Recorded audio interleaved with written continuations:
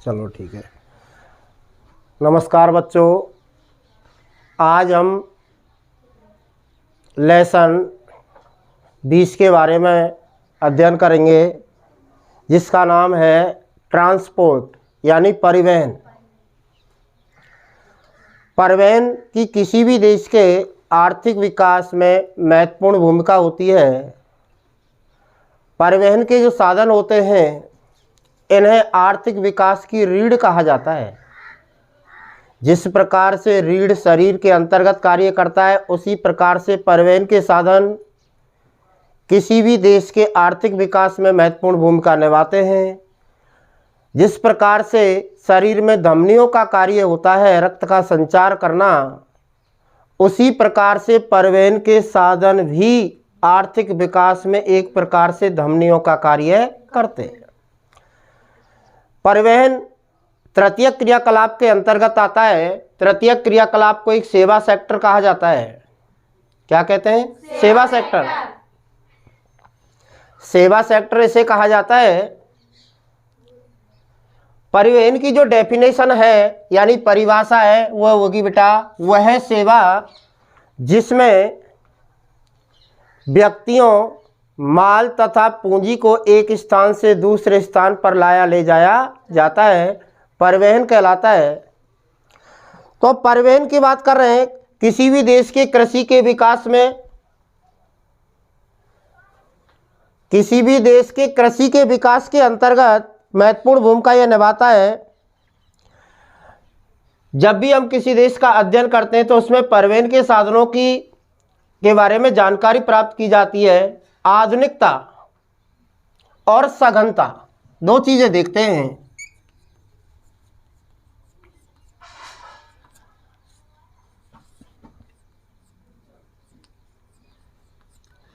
जिस देश के अंतर्गत आधुनिक परिवहन के साधन हैं, सघनता परिवहन तंत्र के अंतर्गत मिलती है, उस देश का आर्थिक विकास भी अधिक होता है, तीव्र गति से होता है। जब भारत की हम बात करते हैं, भारत क्षेत्रफल की दृष्टि से एक बड़ा देश है। यहाँ प्राकृतिक विविधताएं पाई जाती हैं। प्राकृतिक विविधताओं के साथ साथ आर्थिक सामाजिक विविधताएं भी इस देश के अंतर्गत मौजूद हैं। तो प्राकृतिक, सामाजिक, आर्थिक जितनी भी विविधताएं हैं, सभी विविधताओं को एक साथ जोड़ने का कार्य करता है परिवहन। यानी परिवहन प्राकृतिक, सांस्कृतिक और आर्थिक सामाजिक विविधताओं को एक साथ जोड़ता है, एक साथ लेकर के आता है इनको। परिवहन के माध्यम से कृषि और दूसरा होता है बेटा औद्योगिक उत्पादन।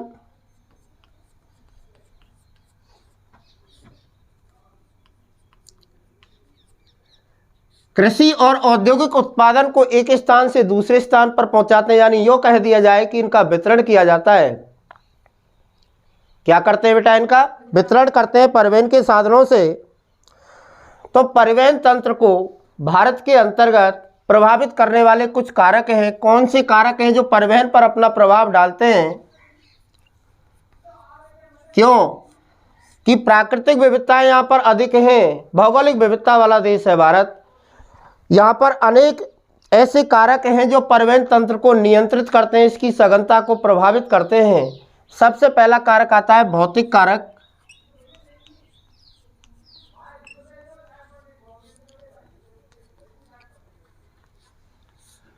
भौतिक कारकों की बात करते हैं, किस प्रकार से प्रभावित करते हैं। तो भारत के अंतर्गत रेल मार्ग जो है, यानी कि 50% रेल मार्ग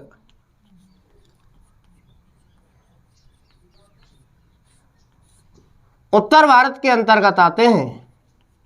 और उत्तर भारत में क्यों हैं? क्योंकि रेलवे लाइनें जो बिछाई जाती हैं, इनका विस्तार जो हुआ है समतल क्षेत्रों में हुआ है। उत्तर भारत का जो विशाल मैदान है, यानी गंगा यमुना का मैदान जिसे कहा जाता है, समतल है, मंद ढाल उसके अंतर्गत मिलता है। यहाँ पर रेल मार्गों का अधिक विकास हुआ है। कृषि अधिक की जाती है इस क्षेत्र के अंतर्गत। औद्योगिक विकास भी इस क्षेत्र का अधिक हुआ है। परिवहन के साधनों की आवश्यकता अधिक हुई। यही कारण रहा कि उत्तर भारत में रेल मार्गों का विकास अधिक हुआ। जबकि पठारी क्षेत्र की बात की जाए, दक्षिण का प्रायद्वीपीय भाग जो भारत का आता है उसमें रेल मार्गों का विकास कम हुआ है उत्तर भारत की तुलना में, क्योंकि यदि कच्चे और रेल मार्ग हो जाते हैं, इसके अलावा पक्की सड़कें हैं या फिर है कच्ची सड़कें,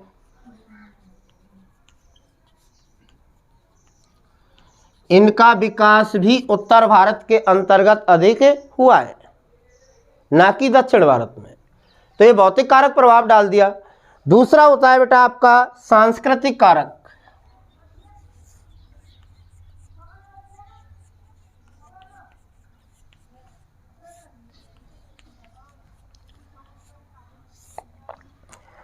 देश के जिस भाग के अंतर्गत सांस्कृतिक विकास अधिक हुआ है, यानी सांस्कृतिक महत्व के स्थल अधिक हैं, वहाँ लोग या यूँ कहें कि पर्यटक भ्रमण करने के लिए जाते हैं। उन्हें जाने के लिए परिवहन के साधनों की आवश्यकता होती है।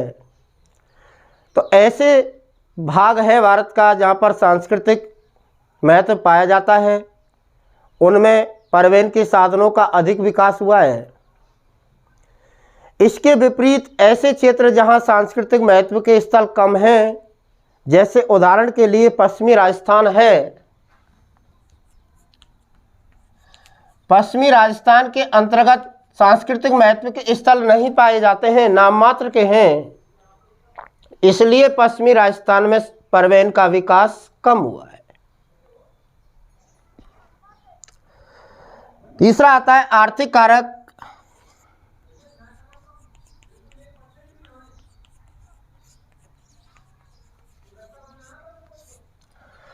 आर्थिक कारक किस प्रकार से परिवहन पर अपना प्रभाव डालते हैं, जब बात की जाती है, देखिए ऐसे क्षेत्र हैं भारत के जहां खनिज अधिक मिलते हैं या फिर औद्योगिक विकास अधिक हुआ है।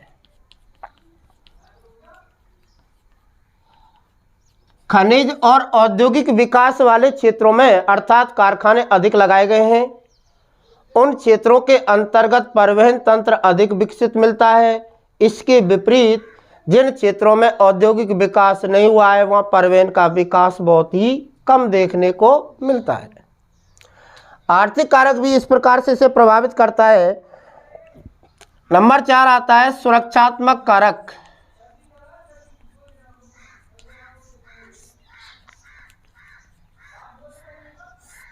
ये अपनी महत्वपूर्ण भूमिका निभाता है परिवहन के विकास में बेटा। ऐसे क्षेत्र हैं, यानी अंतर्राष्ट्रीय सीमाएं जो होती हैं, उन अंतर्राष्ट्रीय सीमाओं पर परिवहन तंत्र को विकसित किया गया है।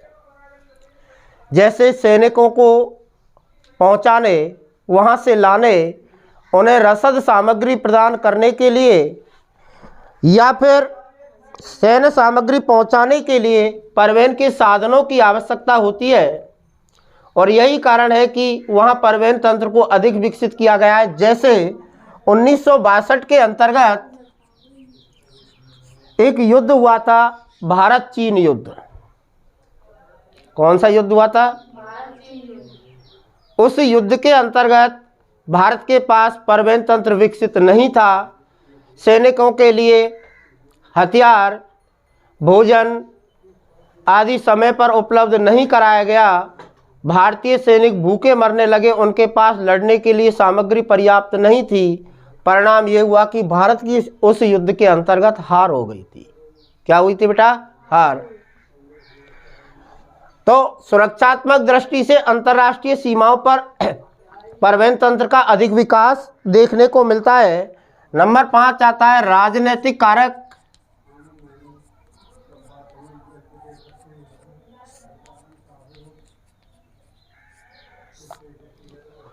राजनीति किस प्रकार से परिवहन तंत्र को प्रभावित करने का काम करती है, इसमें महत्वपूर्ण भूमिका निभाती है सरकारी नीति और राजनीतिक इच्छा शक्ति।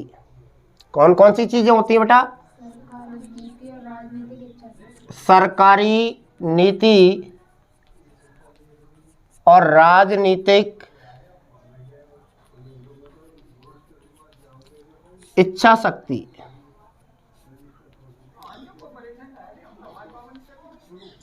ये दोनों ही परिवहन तंत्र को प्रभावित करते हैं। जहाँ सरकारी नीति अनुकूल होती है, राजनीतिक इच्छा शक्ति अधिक पाई जाती है, उन क्षेत्रों में परिवहन के साधनों का अधिक विकास देखने को मिलता है। परिवहन तंत्र को बांटा गया है, यानी विभाजित किया गया है। इसका वर्गीकरण जो हुआ है,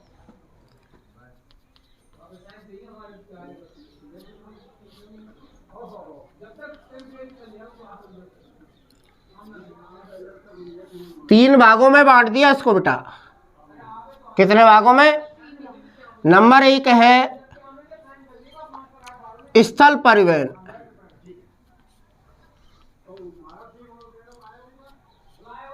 नंबर 2 जल परिवहन,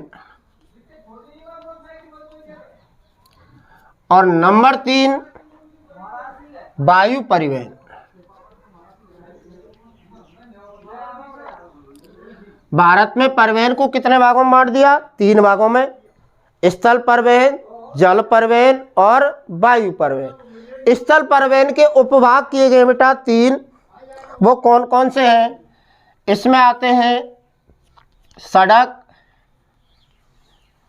रेल परिवहन, और तीसरा जो नवीन परिवहन है उसे कहा जाता है पाइपलाइन परिवहन। तो 3 उपभाग कर दिए स्थल परिवहन के, सड़क परिवहन, रेल परिवहन और पाइपलाइन परिवहन, जो स्थल परिवहन की नवीन विधा कहलाती है। जल परिवहन को 2 भागों में बांट दिया है। एक तो होता है आंतरिक जल परिवहन,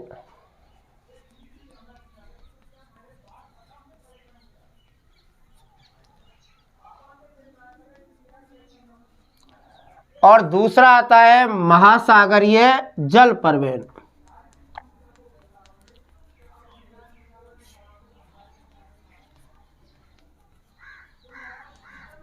दो उपभाग हो गए, आंतरिक जल परिवहन और महासागरीय जल परिवहन। वायु परिवहन के जो उपभाग किए गए वो बेटा 2 हैं। एक है राष्ट्रीय और एक है अंतर्राष्ट्रीय।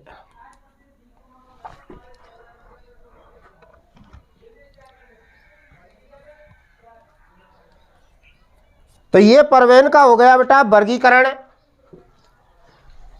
3 भागों में बांटा गया है मुख्य रूप से, स्थल, जल और वायु। स्थल परिवहन के 3 उपभाग कर दिए, सड़क, रेल और पाइपलाइन परिवहन।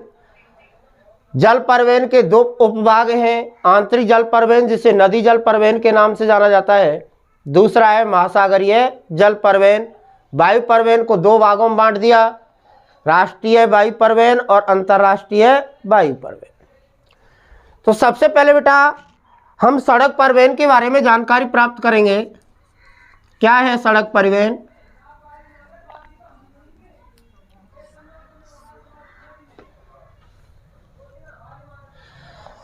सड़क परिवहन की जब बात करते हैं, सड़कों का महत्व मानव जीवन में आदिकाल से माना जाता है, यानी प्राचीन काल से ही सड़कें मानव जीवन में अपना महत्वपूर्ण स्थान रखती हैं, महत्वपूर्ण योगदान इन्होंने दिया है। सड़क परिवहन को अन्य परिवहन के साधनों का आधार स्तंभ भी कहा जाता है।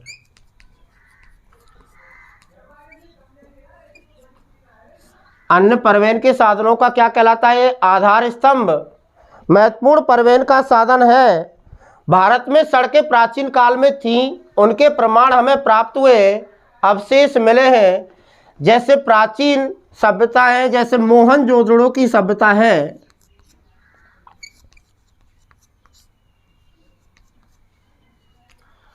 दूसरी है हड़प्पा।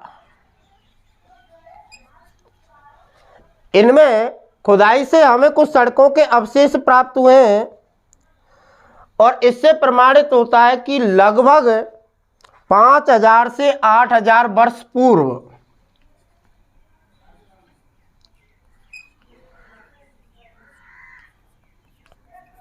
भारत के अंतर्गत पक्की सड़कें थीं। किससे प्रमाण, कौन से प्रमाणों से पता चला है हमें? मोहनजोदड़ो और हड़प्पा से खुदाई में पक्की सड़कों के अवशेष मिले। इस आधार पर हम कह सकते हैं कि भारत में प्राचीन काल के अंतर्गत यानी 5000 से 8000 वर्ष पहले भी पक्की सड़कें उपस्थित थीं। एक मौर्य शासक हुआ था जिसका नाम है चंद्रगुप्त मौर्य।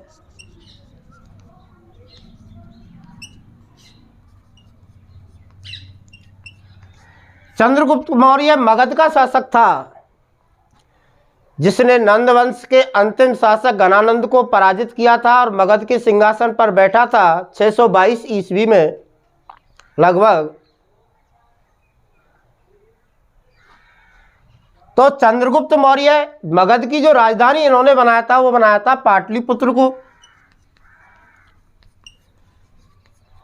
चंद्रगुप्त मौर्य ने पाटलिपुत्र के अंतर्गत पक्की सड़कों का निर्माण करवाया था। उनके अंतर्गत पानी की निकासी की व्यवस्था भी बताई जाती है, यानी कि उनमें नालियां बनी हुई थीं। एक चक्रवर्ती सम्राट हुए अशोक, मौर्य वंश से ही संबंधित हैं। किससे बेटा? मौर्य वंश से। चक्रवर्ती सम्राट हुए अशोक। अशोक ने भी सड़कों का विस्तार किया था। चंद्रगुप्त मौर्य ने जो सड़कें बनवाई उनका विस्तार करने का श्रेय जाता है अशोक को। और राजकीय जो मार्ग थे उन्हें सुधारने का कार्य भी उनके द्वारा किया गया था। तो प्राचीन काल में सड़कों के प्रमाण इनसे मिलते हैं। 700 ईस्वी पूर्व एक चीनी यात्री भारत आया हुआ था जिसका नाम था ताओ सेन। कौन थे बेटा? ताओ सेन था। ताओ सेन भारत कब आया? 700 ईसा पूर्व। और इसने भारत और चीन के मध्य 3 व्यापारिक मार्गों का उल्लेख किया था। कितने मार्ग बताए ताओ सेन ने? भारत और चीन के मध्य व्यापार के प्राचीन मार्ग बताए थे 3। उनका वर्णन मिलता है। इससे भी सड़कों के बारे में जानकारी मिलती है कि प्राचीन काल में भारत में सड़कें थीं। एक हुए शेरशाह सूरी।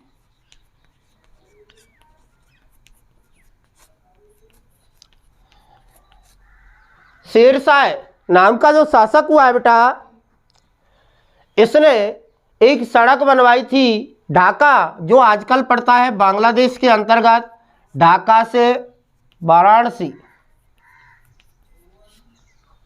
कौन सी सड़क का निर्माण कराया था बेटा? वाराणसी आगरा और आगरा से बेटा दिल्ली के लिए सड़क जाती है।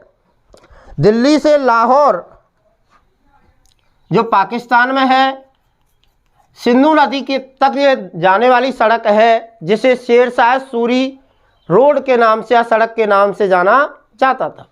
कहाँ से कहाँ तक जाती है? ढाका से वाराणसी, आगरा, दिल्ली होते हुए लाहौर, सिंधु नदी तक पहुँचती है ये सड़क। इसका निर्माण शेरशाह सूरी ने कराया, जिसे शेरशाह रोड या शेरशाह सड़क के नाम से जाना जाता था। बाद में इसका नाम बदल करके जीटी रोड रखा गया। क्या रखा गया बेटा? जीटी रोड इसका नाम कर दिया। अब इसको वर्तमान में 2 भागों में बांट दिया है, NH1 और NH2।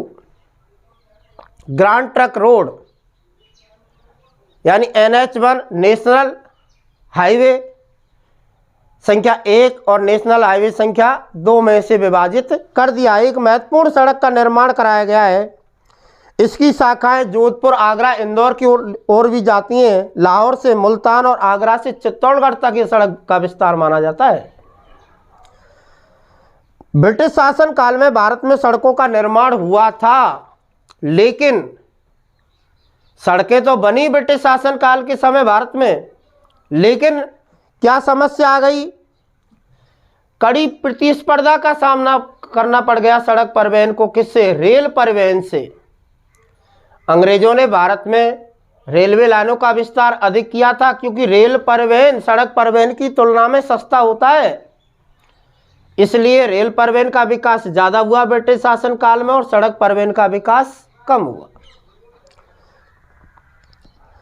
लेकिन जैसे ही भारत आज़ाद होता है, स्वतंत्रता के बाद पुनः सड़कों के विकास पर बल दिया गया भारत के अंतर्गत।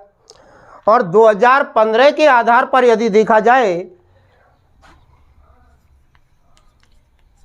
2015 के आधार पर भारत में कुल सड़कों की जो लंबाई बताई जाती है बेटा 48.85 लाख किलोमीटर है। कितनी लंबी सड़कें हैं भारत में? 48.85 लाख किलोमीटर सड़कें हैं। तो देश का जो कुल परिवहन होता है, भारत का कुल परिवहन का 80% परिवहन, ऐसा बताया गया है कि बेटा 80% जो परिवहन है वो हो रहा है सड़क मार्गों से। तो सबसे महत्वपूर्ण भूमिका हो गई सड़क परिवहन की। सड़क परिवहन का महत्व क्या है, या फिर यूँ कहें कि सड़क परिवहन की विशेषताएं क्या हैं, वो सुन सकते हैं आप। क्या बताई गई हैं सड़क परिवहन का महत्व या विशेषताएं? नंबर 1, सड़क परिवहन की विशेषताएं आप लिख रहे हैं तो पहली विशेषता लिखेंगे कि सड़क परिवहन द्वार से द्वार सेवाएं उपलब्ध कराता है। घर से घर, द्वार से द्वार का मतलब समझ रहे हैं, घर से घर के लिए सेवाएं देता है सड़क परिवहन। क्योंकि बस या सड़क पर चलने वाले जो भी साधन होते हैं उनको आप कहीं भी रोक सकते हैं, कहीं से आप उनमें बैठ सकते हैं, कहीं भी आप उतर सकते हैं। तो द्वार से द्वार सेवाएं देता है। दूसरी क्या है, सड़क परिवहन में की दूसरी विशेषता होगी बेटा व्यापकता। कैसे है व्यापकता? सड़कों को समतल मैदानी क्षेत्रों में बना सकते हैं, ऊबड़ खाबड़ भूमि पर भी सड़कें बनाई जा सकती हैं, पहाड़ों को काट करके भी सड़कों को बनाया जा सकता है। बनाई गई हैं कि नहीं बनाई गई हैं? तो कैसे भी धरातल पर सड़कों का निर्माण किया जा सकता है, रेगिस्तान में भी सड़क बनाई जा सकती है। तो व्यापकता होती है सड़क निर्माण में। नंबर 3 विशेषता होती है कृषि में सहायक।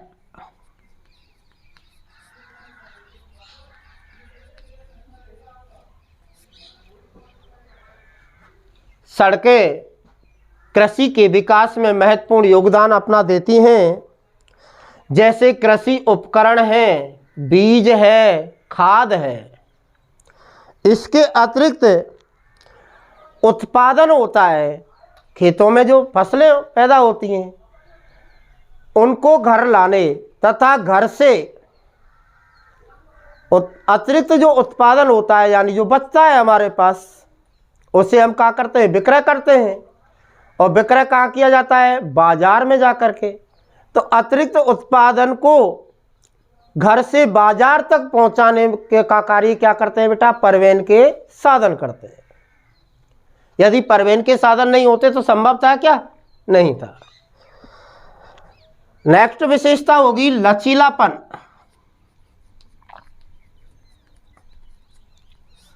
सड़क परिवहन में लचीलापन पाया जाता है। कैसे है लचीलापन? कि कहीं भी सड़क परिवहन के साधनों को रोक करके सवारियों को लिया जा सकता है और उतारा जा सकता है। तो लचीलापन हुआ या नहीं हुआ?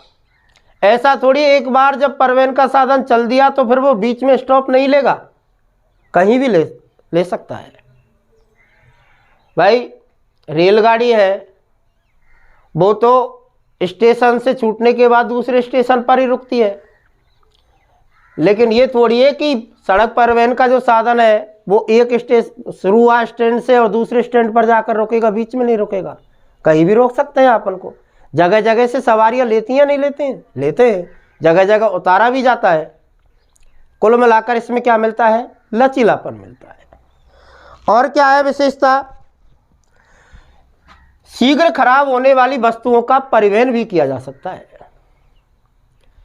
सड़क परिवहन से छोटी दूरी के लिए, लंबी दूरी की नहीं कह रहा हूं मैं, किसकी बात कर रहा हूं? छोटी दूरी की। छोटी दूरी के लिए अति शीघ्र खराब होने वाली या नाशवान वस्तुओं का परिवहन संभव है, यानी उत्पादन क्षेत्रों से मांग क्षेत्रों तक उन्हें आसानी से पहुंचाया जा सकता है। कम दूरी के लिए आदर्श परिवहन का साधन, सड़क परिवहन को कम माल और कम यात्रियों के लिए कम दूरी हेतु अच्छा परिवहन का साधन माना जाता है।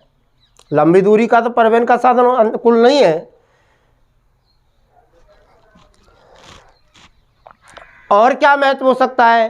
कोई युद्ध हो जाए, अकाल पड़ जाए या कोई अन्य प्राकृतिक आपदा आ जाए, ऐसी स्थिति में लोगों को राहत सामग्री प्रदान करने के लिए सड़क परिवहन महत्वपूर्ण माना जाता है। आपूर्ति की जाती है सड़क परिवहन के द्वारा। करते हैं कि नहीं करते हैं? राहत और पुनर्वास के कार्य भी इसके द्वारा किए जाते हैं, लोगों को राहत दी जाती है। छोटे और बृहत उद्योगों के विकास में भी सड़क परिवहन अपनी योगदान दे रहा है। क्या दे रहा है बेटा? योगदान। तो भारतीय सड़कों के जो प्रकार हैं उनका आप अध्ययन करेंगे कि भारतीय सड़कों को कितने भागों में बांटा गया है। भारतीय सड़कों को बांट दिया 5 भागों में। 5 भाग कौन कौन से हुए बेटा? एक तो होते हैं राष्ट्रीय महामार्ग, दूसरे होते हैं बेटा राज्य राजमार्ग, और तीसरा जो प्रकार होता है जिला सड़कें होती हैं, चौथी होती हैं ग्रामीण सड़कें, और 5वें नंबर की जो सड़कें होती हैं उन्हें कहा जाता है सीमांत सड़कें या सीमावर्ती सड़कें। तो 5 उपभाग हो गए, सड़कों के प्रकार कहे इनको।